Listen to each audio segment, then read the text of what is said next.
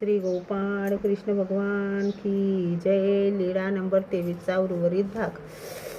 असे हा तर आपल्या गावचा चांभार.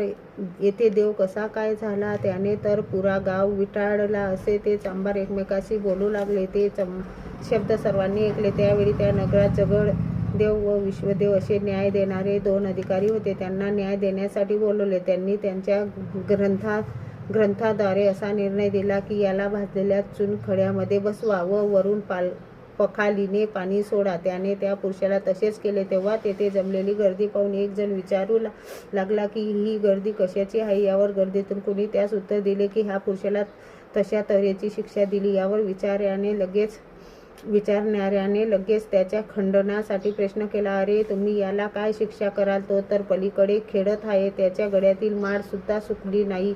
सर्वज्ञाकडून ही लीळा श्रवण केल्यावर महादायसाने विचारले, जी शिक्षा देणाऱ्या त्या पापाचे कोणते फळ मिळाले. सर्वज्ञ म्हणाले, त्यांचा निर्वंश झाला. श्री गोपाळ कृष्ण भगवान की जय.